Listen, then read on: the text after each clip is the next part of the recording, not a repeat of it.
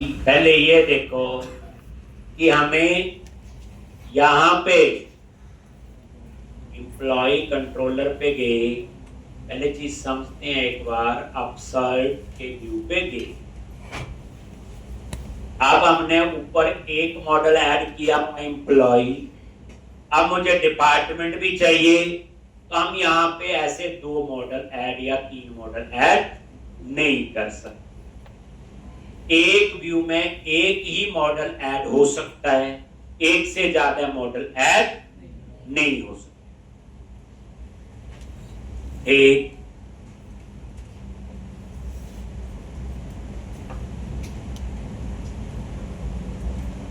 यानी कि एक व्यू में एक ही, बट हमारी रिक्वायरमेंट अब डिपार्टमेंट का भी डाटा चाहिए, डेजिग्नेशन का भी। तो यहां पे उसके और भी तरीके हैं यहां पे। तो अब मेरे को क्या चाहिए कि एक ऐसा वेरिएबल चाहिए जो मैं यहां डिक्लेयर करूं और उसमें सारे डिपार्टमेंट डाल, सारी डेजिग्नेशन डाल दूं और उस वेरिएबल को मैं इस व्यू पे एक्सेस कर दूं। यही तरीका, और तो कोई नहीं बचता। ऊपर मैं मॉडल ऐड ही नहीं कर सकता। तो उस केस में अब हमें क्या करना पड़ेगा? आप बोलोगे एक एरे ले लो, कलेक्शन बना लो। ऐसा होता है ना, एक कलेक्शन बना लो जी, एक डिपार्टमेंट की, एक बना लो डेजिग्नेशन की और एक्सेस कर लो। तो अब एक चीज आप समझेंगे, जितने भी वेब पेज होते हैं जिस मर्जी लैंग्वेज में बनी हो, वेब पेज, जावा, पाइथन, पीएचपी, वेब पेज बोले वेब एप्लीकेशन, और आजकल मैक्सिमम वेब एप्लीकेशन ही होती है। सारे वेब पेज क्या होते हैं? स्टेटलेस। स्टेटलेस का मीनिंग क्या होता है? पहली बात है, जब भी आपकी रिक्वेस्ट सर्वर पे जाएगी, पेज नया बन के आएगा, और जब वो पेज नया बन के आएगा तो उस पेज पे जितने वेरिएबल डिक्लेयर होंगे सबका डेटा लॉस्ट हो जाता। जैसे आपने सबमिट किया, पेज सर्वर पे गया, नया पेज बना, नई एचटीएमएल बनी, अगर आपने कोई वेरिएबल डिक्लेयर किया सबका डेटा लॉस हो जाता है, जो नॉर्मल वेरिएबल हम डिक्लेयर करते हैं। तो ये सारे वेब पेज क्या होते हैं? आपके स्टेटलेस। मैं इसकी बात नहीं कर रहा हूं, जावा का भी ऐसे होता है, पाइथन, पीएचपी, जिस मर्जी में बनाओ। वो देखो ना, वेब एप्लीकेशन का हरा नाम सर्वर पे, वेब सर्वर पे, करेक्ट। हमें तो आउटपुट किस में आती है? ब्राउजर में। जब वो रिक्वेस्ट सर्वर पे जाती है, वो पेज नया बनता है, फिर वो नई एचटीएमएल बनती, फिर क्लाइंट की मशीन पे आती है, ऐसे आता है। तो ये स्टेटलेस पेज है, उस पेज पे कोई वेरिएबल डिक्लेयर, सबका डाटा लॉस्ट हो जाएगा। बट मेरी रिक्वायरमेंट है कि नहीं, मुझे तो एक ऐसा वेरिएबल चाहिए जो मैं एक्शन में डिक्लेयर करूं और उसके व्यू में उसे एक्सेस करूं। तो नॉर्मल वेरिएबल तो मैं यूज नहीं कर सकता। फिर इसके लिए इन्होंने हमें क्या दिए हैं? View bag. देखा होगा, लिखा हुआ डिलीट कर देते थे। तो व्यू बैग एक आपका स्पेशल टाइप वेरिएबल है जिसके अंदर आप किसी भी टाइप का डेटा स्टोर कर सकते हैं। पहले व्यू डेटा होता था, बट अब व्यू बैग ही होता है। तो व्यू बैग जो है, इसमें आप स्ट्रिंग स्टोर कर लो, इंटीजर स्टोर कर लो, एरे स्टोर कर लो, कलेक्शन स्टोर कर लो। और इसका स्कोप कितना होता है? Action to view. कितना स्कोप होता है इसका? Action to view.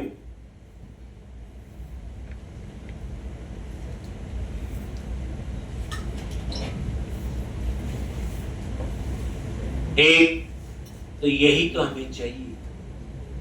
तो व्यू बैग जो हमने, और ये व्यू बैग क्या करता है? डायनामिक प्रॉपर्टीज बनाता है। जैसे view bag dot dep list, ये डेप लिस्ट मैंने एक प्रॉपर्टी बनाई, ये अपने आप बनेगी और ये डायनामिक प्रॉपर्टीज बनते हैं। और इसमें मैंने सारे डिपार्टमेंट ऐड करने हैं। तो context dot departments dot to place,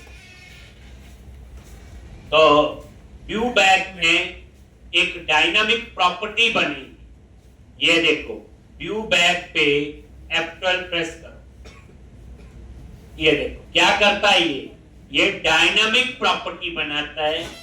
इसका मतलब ये है जैसे डाटा डालोगे वैसे ही ये प्रॉपर्टी बन जाएगी। एरे डालोगे एरे, कलेक्शन डालोगे कलेक्शन, स्ट्रिंग डालोगे तो स्ट्रिंग। इसी तरह से एक और viewback डॉट tsg लेस, और यहां पे ये देखना लिखा कहां है, को डेजिग्नेशन डॉट टू लेस, एक ये आ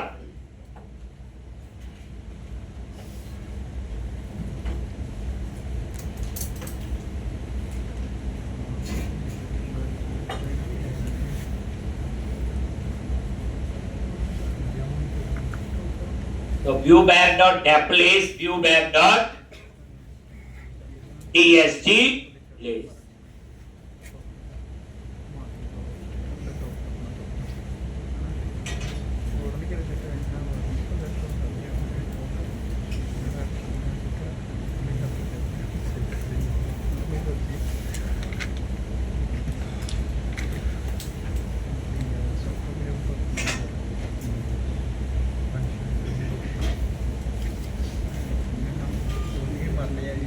एक आप फिर क्वेश्चन वही व्यू बैक क्यों, तो आप क्या बोलोगे?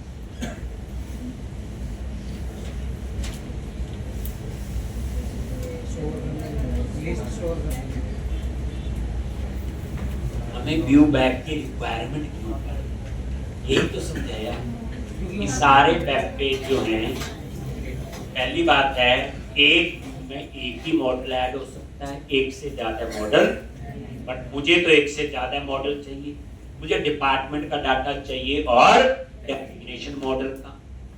तो फिर उसके लिए हमें एक ऐसा वेरिएबल चाहिए था कि हम एक्शन में डाटा स्टोर करें और व्यू में एक्सेस कर लें, क्योंकि सारे वेब पेज क्या होते हैं, स्टेटलेस होते हैं। नॉर्मल वेरिएबल डिक्लेयर करेंगे, रिक्वेस्ट सर्व पे जाती, वेरिएबल का डेटा लॉस्ट हो जाता है, लेकिन व्यू बैक का डेटा लॉस नहीं होगा। इसलिए मैंने यहां पे क्या लिया, व्यू। समझ आगे? पहले ये पता लिया क्यों, ये तो ठीक है, इसमें हम किसी भी टाइप का डेटा स्टोर कर सकते हैं, इसमें स्ट्रिंग, इंटीजर, एरे जो मर्जी स्टोर कर लो, और इसका स्कोप कितना है, एक्शन टू व्यू। लेकिन इससे पहले की कहानी बताओ कि आपको इस वेरिएबल की जरूरत क्यों पड़ी। आप नॉर्मल वेरिएबल ले सकते थे, बताओगे नहीं जी। नॉर्मल वेरिएबल की प्रॉब्लम क्या थी, स्टेटलेस पेज है, रिक्वेस्ट सर्व पे जाती, पेज नया बन के आता, डाटा लॉस हो जाता है। वो कहता तो व्यू पे ले लो आप लोग, तो व्यू में एक ही मॉडल ऐड हो सकता है जो हम ऐड कर चुके हैं। मतलब आगे इसको क्यों लिखा, ये इस पे जोर देना, ठीक। तो ये मैंने क्या किया, डाल दिए। अब मैं क्या करूंगा, व्यू में आ गया और यहां पे सबसे पहले ये टेक्स्ट बॉक्स है, इसको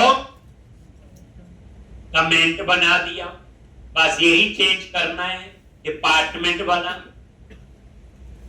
बताइए कमेंट कैसे बनते हैं, कंट्रोल प्लस के प्लस सी। अब यहां पे @HTML डॉट क्या लिखेंगे, drop down list for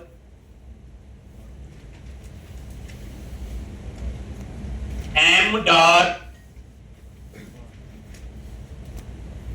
department ID. ये ड्रॉप डाउन लिस्ट किसके लिए लगा है, डिपार्टमेंट आईडी के लिए, कॉमा। अब इसमें डेटा कहां से आएगा, तो उसके लिए न्यू सेलेक्ट लिस्ट, और उसके अंदर बता दो क्या लिखेंगे, view back dot dep list.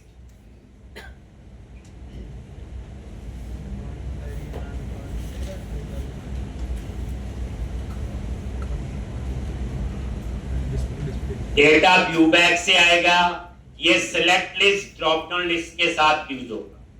Data कहां से आएगा? फिर इसने बोला value field, data value field याद है, लिखते ना लिस्ट बॉक्स पॉइंटर और data text field, data value field. तो डाटा वैल्यू फील्ड में क्या आएगा बोलो? आईडी। डाटा टेक्स्ट फील्ड में क्या आएगा बोलो? Name.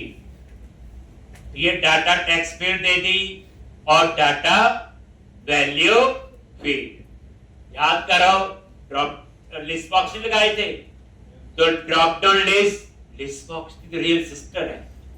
Data text field, data value field, तो ये आईडी क्या हो गया?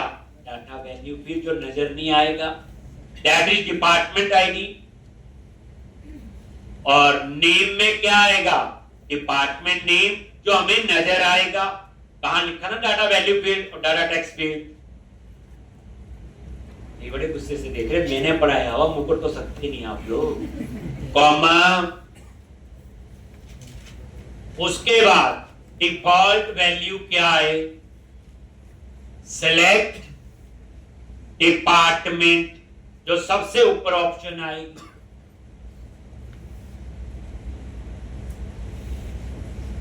ज्यादा रिस्पेक्ट देनी हो तो लिख दो प्लीज सिलेक्ट डिपार्टमेंट, मर्जी है। कॉमा, ये डिफॉल्ट ऑप्शन आएगी ऊपर, और उसके बाद अप्लाई कर दो bootstrap form control new @class, क्या लिखेंगे? Form hyphen control. बस हो गया। अब रन करके हम देखेंगे कि ड्रॉप डाउन लिस्ट में डिपार्टमेंट ऐड हुए हैं कि नहीं।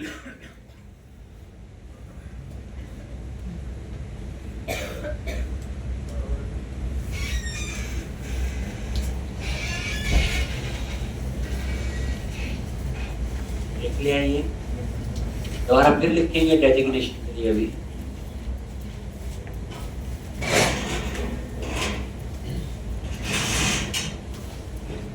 रन किया,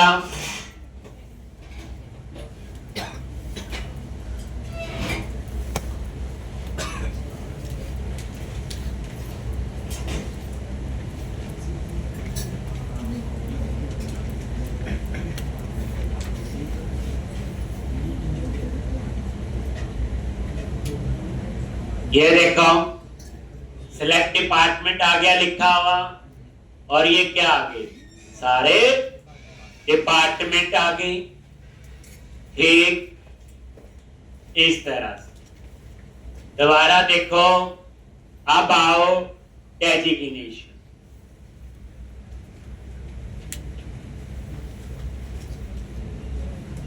एक कोडिंग की जो प्रोसेस होती है, जो मैं पढ़ा रहा हूँ, कोई भी कंपनी आपसे 2 साल 3 साल तक कोडिंग करवाती है, 4 साल भी रख लेते हैं।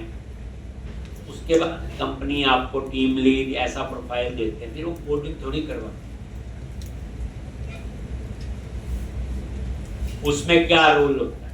आपको हो सकता है वो टेक्नोलॉजी नहीं आती, जावा में प्रोजेक्ट बना रहा है, तो आप उसको बोलोगे वे यहाँ ड्रॉप डाउन लिस्ट लगा और इसमें डेटा फिल कर, फिर वो कर देगा। उसको आता सिंटेक्स, सीनियर बंदे ने बताना, उसे आइडिया कि हाँ जी यहाँ ड्रॉप लिस्ट लगेगा, यहाँ चेक बॉक्स, यहाँ पे ये है, इसकी आप बैकग्राउंड में बाइंडिंग करो। मुझे वो टेक्नोलॉजी नहीं पता, पर कंसेप्ट तो सेम ही होगा।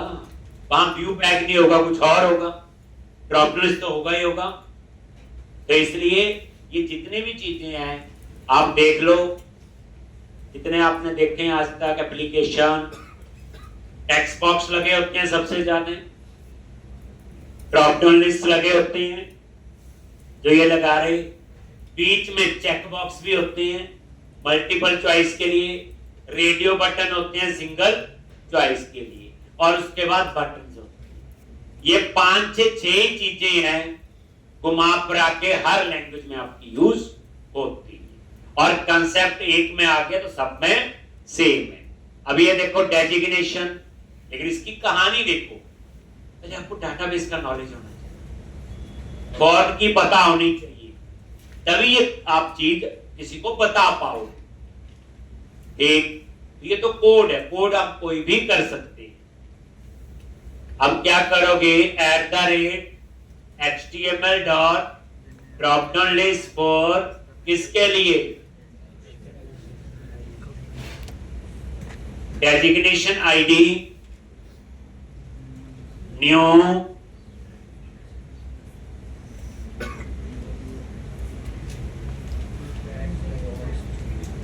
एक, और वही view back dot tsg list लिखो, सेम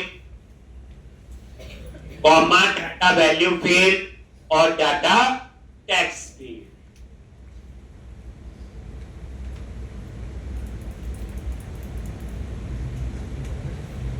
डाटा वैल्यू फील्ड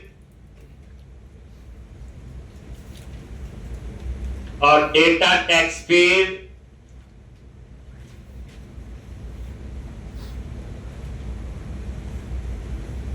और सिलेक्ट लिस्ट के बाहर डिफॉल्ट ऑप्शन देनी है, क्या, सिलेक्ट डेजिग्नेशन। एक लाइन लिख लो, आइडिया हो गया सारा। वीकेंड पे पूरी प्रैक्टिस करनी होती है, मंडे से लेके आज तक जितना करवाया गया कोशिश करें वन सिटिंग में करें, ताकि आपका दिमाग पूरा एंगेज हो एप्लीकेशन में है कि जो मंडे वाले का लेक्चर भी आज और फ्राइडे वाला भी यू हो, तभी हो पाएगा बच्चे। थोड़े थोड़े में तो हम कंफ्यूज हो जाएंगे। अब यहां पे सिलेक्ट डेजिग्नेशन न्यू @class क्या लिखेंगे, फॉर्म आइकन कंट्रोल। ये कोई फॉर्म आइकन कंट्रोल कीवर्ड नहीं है, ये बुकस्टैप की क्लास है, हम मैक्सिमम कंट्रोल पे अप्लाई करते हैं। डिजाइन फिर एक जैसा रहता है, ठीक, जो उसका कैसा बॉर्डर होगा, कैसा फॉन्ट होगा, सारा कुछ इन्होंने लिखा होगा। अगर आपको कुछ चेंज करना है, वही bootstrap.css में जाओ, फॉर्म कंट्रोल को फाइंड करो, वहां चेंज कर लो छोटा मोटा, क्योंकि फाइल तो हमारे पास ही पड़ी है।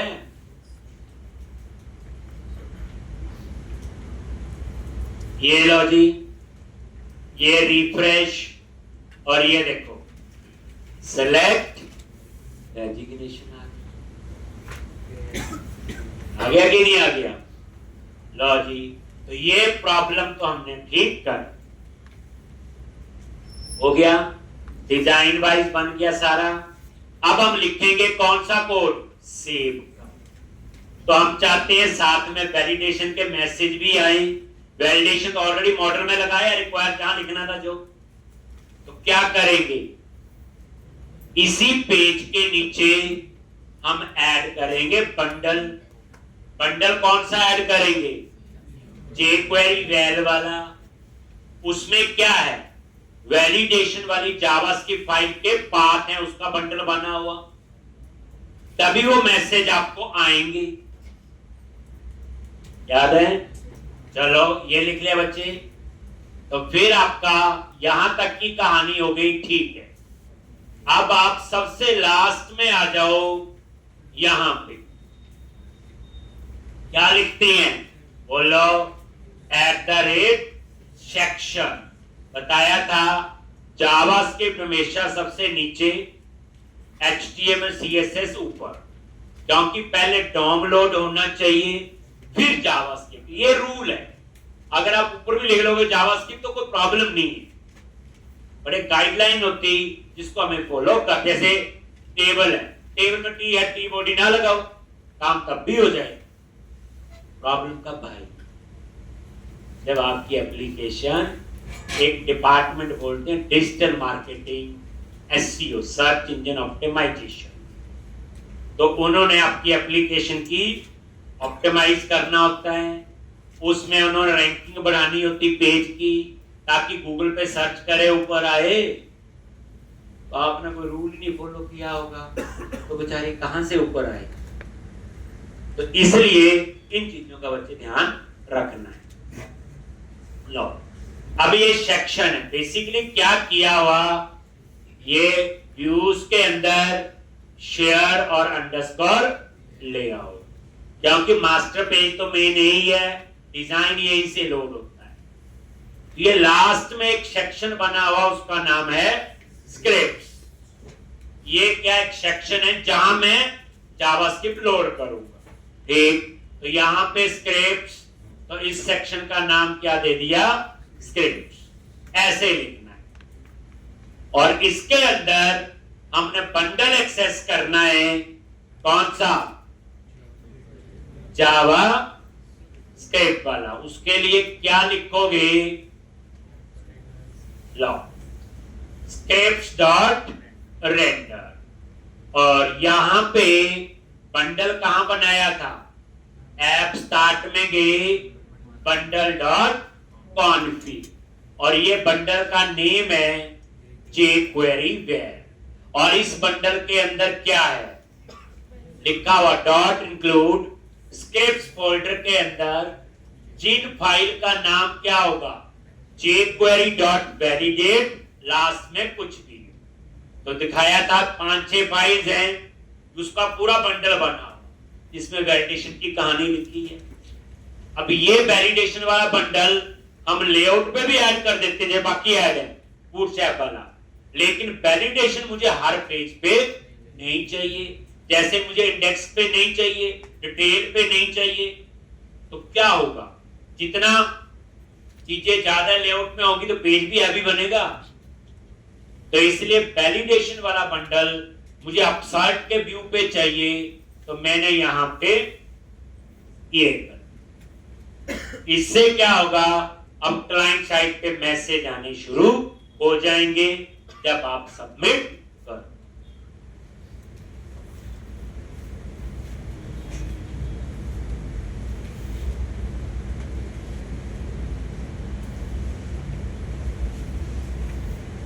इस एप्लीकेशन को भी 3-4 बार कर ही लेना, क्या आपकी शक्लें बताती हैं कि प्रैक्टिस अच्छी चाहिए है। बेले होते पूरा दिन काम करिए, एक कई बार बेला बंदा भी रेस्ट करता संडे को, एक तो इसलिए एक बड़ा काम, बड़ा बिजी, बच्चे पढ़ाई से तो थकता ही नहीं बंदा। मेरे को लगता है प्रोग्रामिंग बच्चे ऐसी चीज है, ये तो इंटरेस्टिंग है, और जिसका इंटरेस्ट बना होगा उनका तो मन करता होगा कि आज प्रैक्टिस नहीं की, आज मजा सा नहीं आ रहा है, ऐसा फील होना चाहिए। एक आपका मन करे,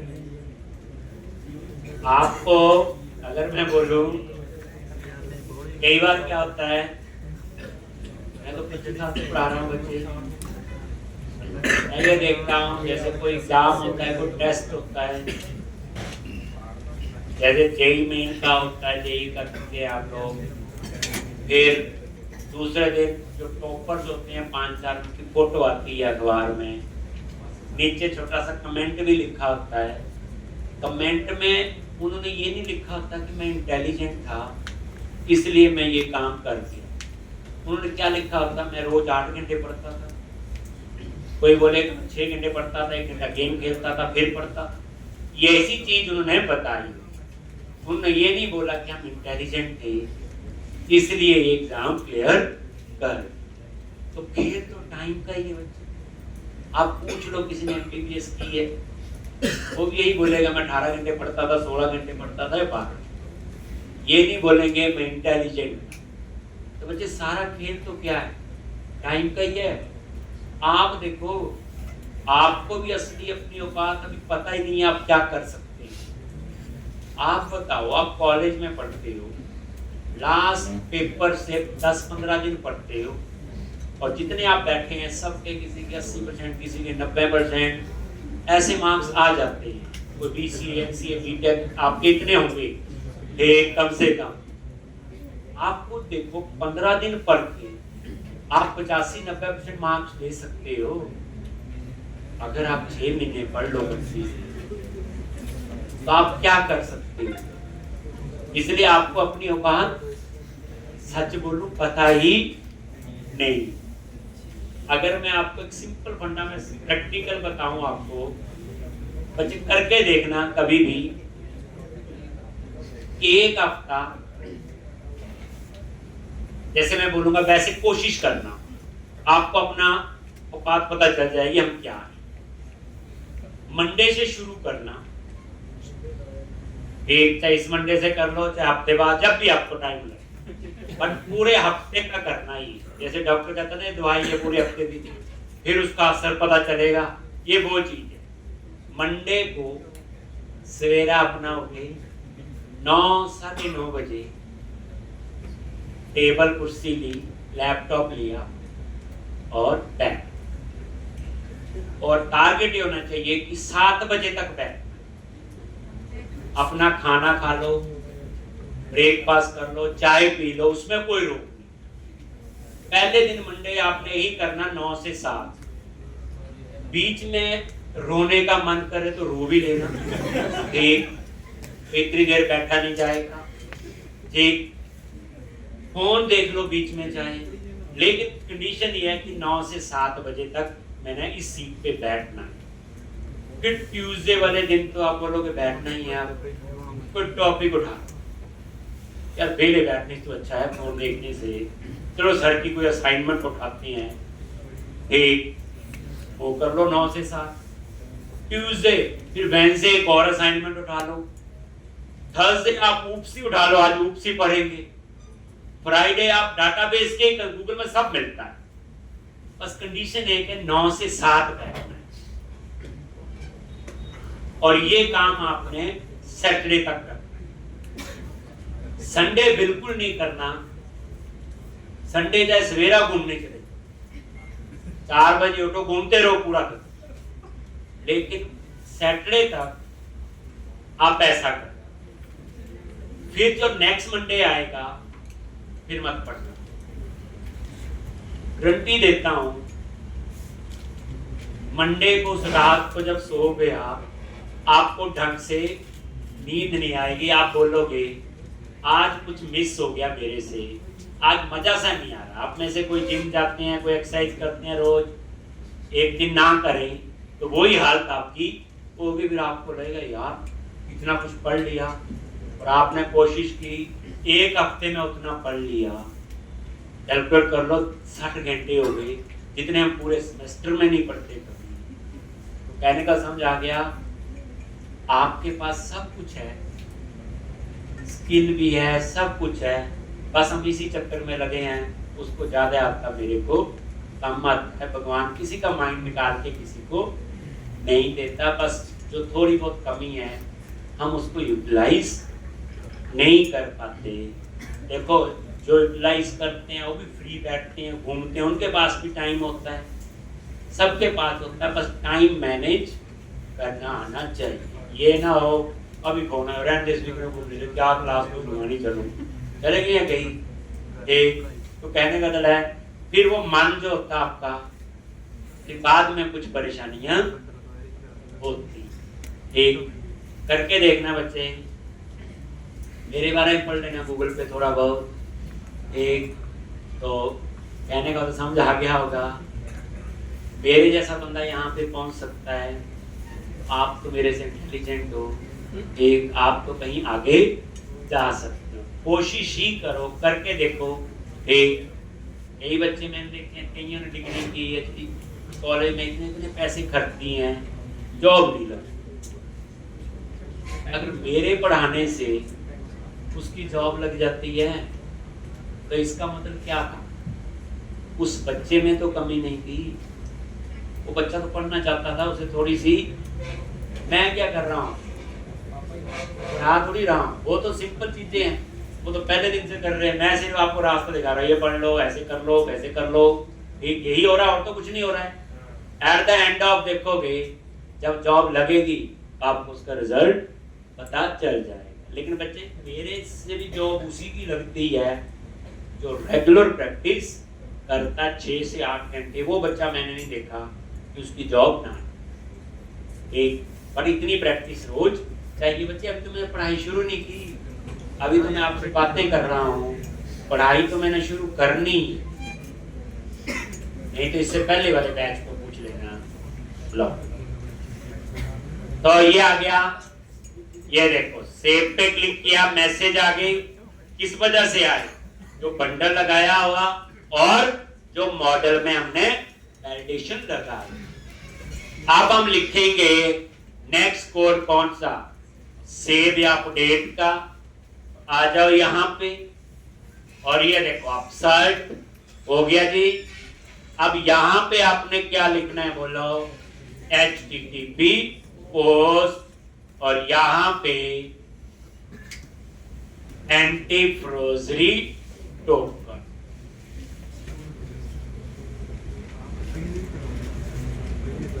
और यहां पे, और ये आपका अपसर्ट, और यहां पे एम्प्लॉय ऑब्जेक्ट, ऐसे लिखते हैं।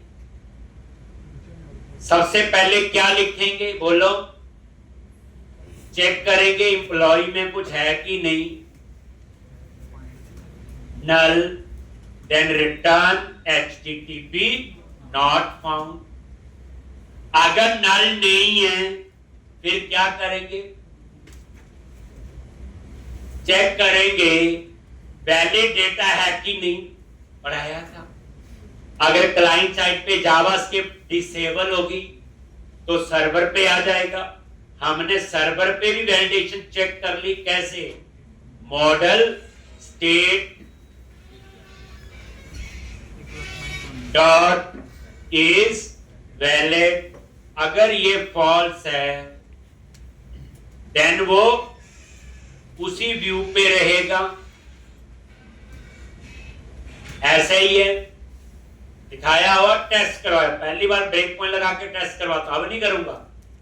एक आता, जब तक आपको पूरा समझना है आप लगाओ ब्रेक पॉइंट। एक, इसका मतलब क्या हुआ, सर्वर पे वैलिडेशन चेक होगी कि वैलिड डेटा है तो आगे जाए, नहीं तो वहीं से रिटर्न हो जाए और उसी व्यू पे वो रहे।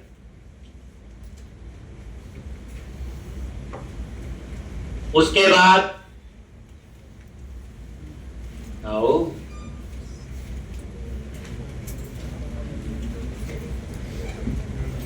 इसमें डुप्लीकेट है नहीं कुछ, माननी है, इसमें कहाँ है, हर में तो सारा लिखना था। हर एक प्रोजेक्ट की रिक्वायरमेंट अलग तो उसकी सिनेरियो अलग है, वो तो आ गया, पता चल गया, तो वैलिडेशन लगानी हो क्लाइंट बोलेगा लगा देंगे।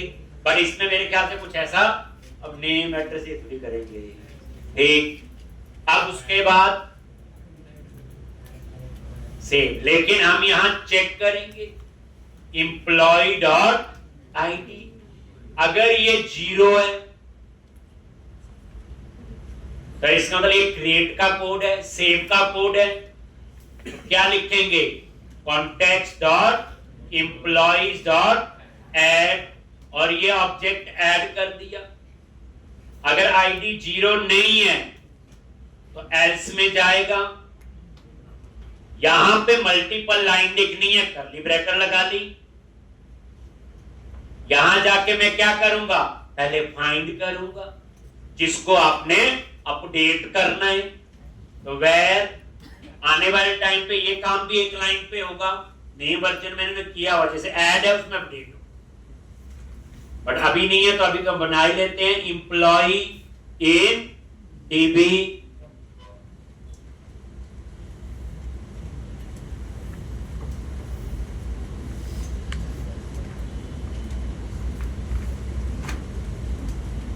एक context dot employees dot find, और यहां पे employ dot ID। if employee in DB null return HTTP not found।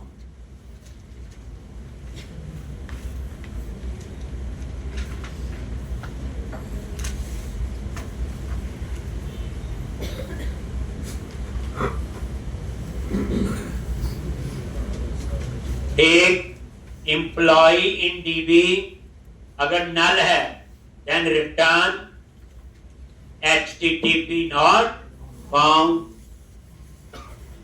अगर नल नहीं है तो इंफॉर्मेशन अपडेट होनी चाहिए, तो एम्प्लॉय इन डीबी डाटाबेस में और व्यू से आएगा एम्प्लॉय।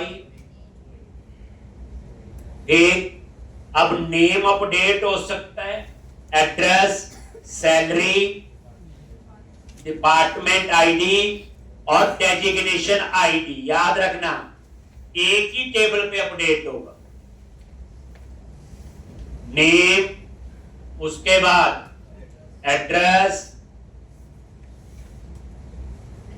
और यहां पे सैलरी,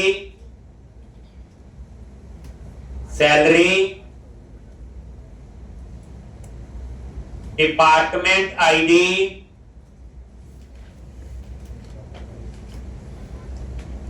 और यहां पे डेजिग्नेशन आईडी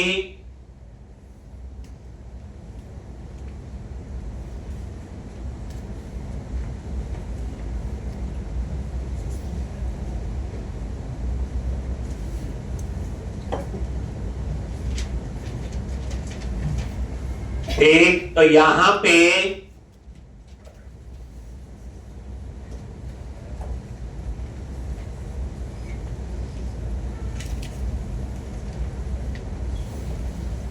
अब देखो, क्योंकि इंप्लॉय मॉडल में तो सिर्फ डिपार्टमेंट आईडी, डेजिग्नेशन आईडी है ना, वहां थोड़ी डिपार्टमेंट नहीं, तो इसका डिपार्टमेंट चेंज हो सकता है। जैसे आज कोई डिपार्टमेंट है, कल को इंप्लॉय का चेंज होकर दूसरा हो गया, डेजिग्नेशन चेंज हो सकती है, तो ये वो प्रोविजन। और उसके बाद ये दोनों केस में चाहे सेव करो चाहे अपडेट,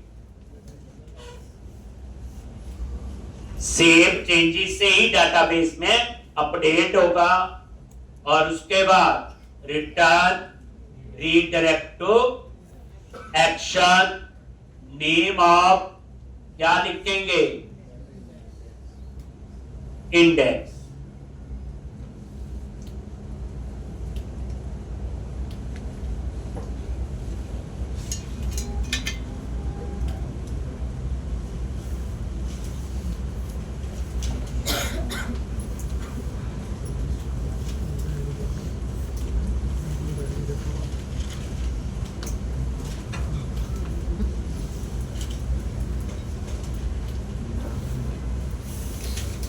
तो ये हो गया, सेव का कोड भी हो गया और अपडेट का हो गया।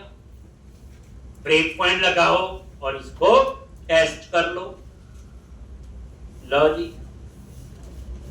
यहां भी अब ब्रेक पॉइंट लगा लिया, आप ध्यान से। ऊपर भी अब सर्ट में भी लगा लेते हैं। चीज को समझने का बेस्ट वे तो यही है, कोई क्लास नहीं पता तो उस पर अपडेट कर लो, और तो कुछ नहीं है। अब यहां पे रन करोगे तो देख लो कितना कोड हो गया, सेव का भी हो गया, अपडेट। अब बचा डिलीट और डिटेल, वो तो हम खुद भी कर सकते हैं, कोई मुश्किल नहीं। सेम है, उसमें कोई चेंज नहीं है। लग गए ड्रॉप डाउन लिस्ट, हो गया, कहानी खत्म। ये देखो एम्प्लॉय लिस्ट, न्यू एम्प्लॉय पे क्लिक किया, ये देखो ध्यान से, आईडी में अभी नल होगा, ये देखो। नहीं तो इसने इसी लाइन पे एरर देनी थी कि टीचर में नल नहीं आ सकता, तभी क्वेश्चन मार्क लगाया था। पूरा देखो, जब दूसरी चीज करो और अच्छे ढंग से कंसेप्ट क्लियर होते हैं। F10, ये देखो, एक में डिपार्टमेंट आ गए, एक में डेजिग्नेशन। इस व्यू बैक का स्कोप कहां तक है, एक्शन से व्यू तक। लो जी, नल ये यहीं से बाहर हो गया, देखो नीचे नहीं गया। ये देखा आपने रिटर्न कैसे यूज करता हूं मैं, एक और सीधा उसके बाद। और यहां पे ये सारी कहानी F10 करोगे तो पता ही आ गया जी। अब यहां पे एम्प्लॉय का नेम, यहां पे एड्रेस, यहां पे सैलरी और ये डिपार्टमेंट चूज कर लिया, कंप्यूटर्स, डेजिग्नेशन चूज कर ली, टीम ली। ठीक, सेव पे क्लिक करो। आगे यहां पे ध्यान से अब देखो एम्प्लॉय में क्या आ रहा है, देखो एड्रेस ठीक आ रहा है, डिपार्टमेंट आईडी भी 4 आ गया, डेजिग्नेशन आईडी भी 2 आ गया, नेम भी सैलरी, बट आईडी में क्या आ रहा है 0, क्योंकि वो ऑटो जनरेट। तो F10 नल तो नहीं है, वैलिड है डेटा, आईडी 0 है, तो यहां जाएगा, यहां से वो ऐड करेगा। लेकिन डाटाबेस में कब सेव होगा, जब सेव चेंजेस पे आएगा और उसके बाद कहां जाएगा, इंडेक्स। हो गया जी। इसी तरह से एक और ऐड कर लेते हैं, F10 सेव, एक और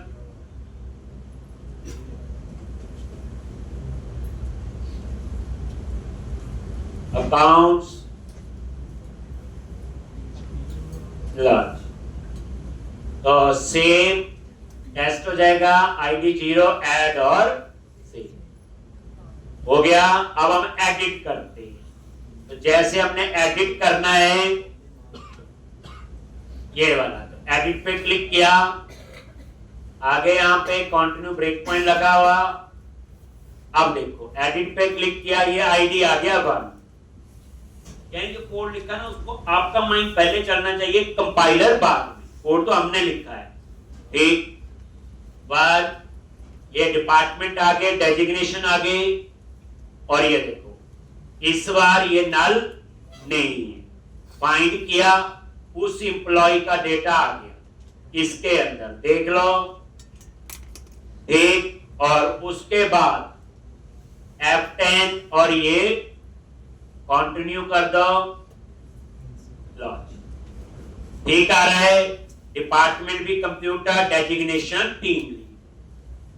अब मैंने करना अपडेट, ये नेम अमित कुमार राणा है, इसका डिपार्टमेंट कंप्यूटर नहीं है, मार्केटिंग है, डेजिग्नेशन इसकी प्रोग्रामर है मान लो, तो अपडेट होना चाहिए कि नहीं।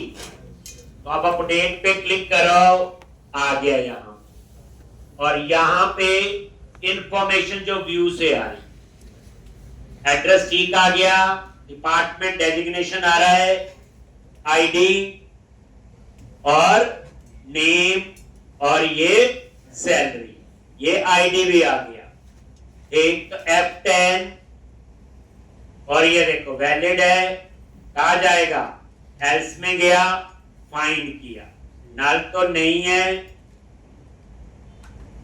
F10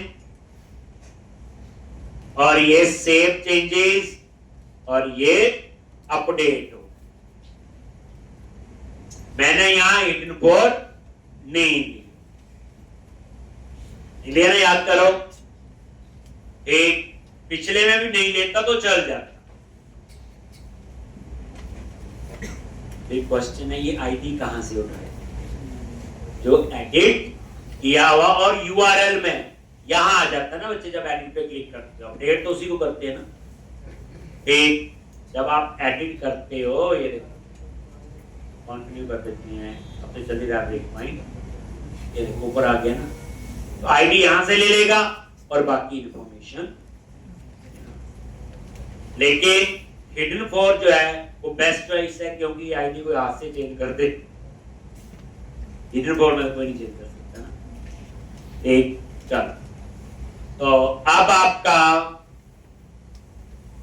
ये लो जी, तो अब इसका ब्रेक पॉइंट हटा दो। अब हम कोड कौन सा लिखेंगे, सारा क्लोज करो और ये भी क्लोज किया, कंट्रोलर, एम्प्लॉय कंट्रोलर, इंडेक्स पे जाओ, आगे और गो टू व्यू। इंडेक्स पे आपने डिटेल, यही डिटेल्स बनाएंगे और आईडी उसका पैरामीटर। नॉर्मल फाइंड का कोड है, क्या लिखेंगे, public action result detail ID. बोलो जी, अब मेरी रिक्वायरमेंट है जब फाइंड करके डिस्प्ले करना है तो डिस्प्ले में एम्प्लॉय का नेम, एम्प्लॉय का एड्रेस, एम्प्लॉय की सैलरी, डिपार्टमेंट का नेम और डेजिग्नेशन का नेम, ये सब चाहिए।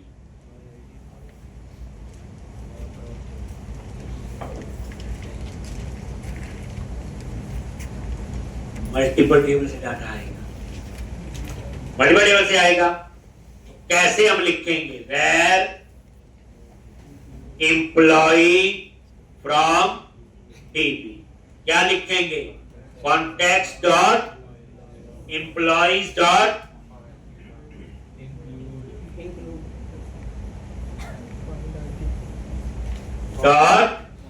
इंक्लूड, और ये lambda expression E dot department dot include E dot designation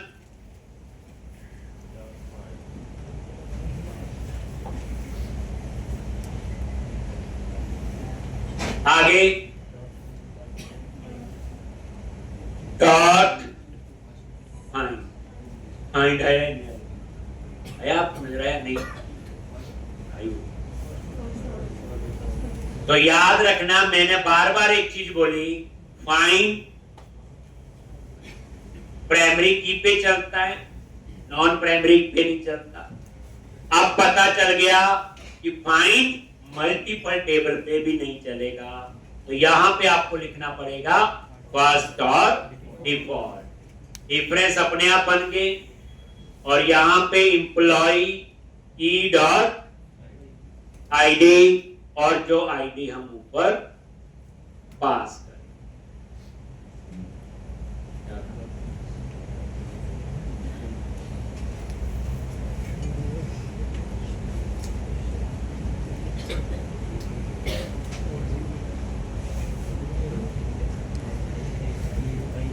E dot ID, error क्यों दे रहा है जी?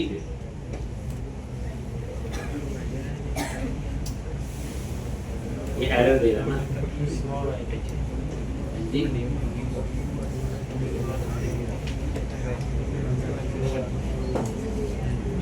जी लो, एयर कंडीशन है ना, डबल इंक्लूड लगेगा। Comparison operator, if employ in DB अगर नल है तो return HTTP not found, otherwise return view employ from. पता चल गया? फर्स्ट और डिफॉल्ट फाइंड का ही काम करेगा, लेकिन मल्टीपल टेबल पे भी काम करता है, और नॉन प्राइमरी की पे भी ये काम करे।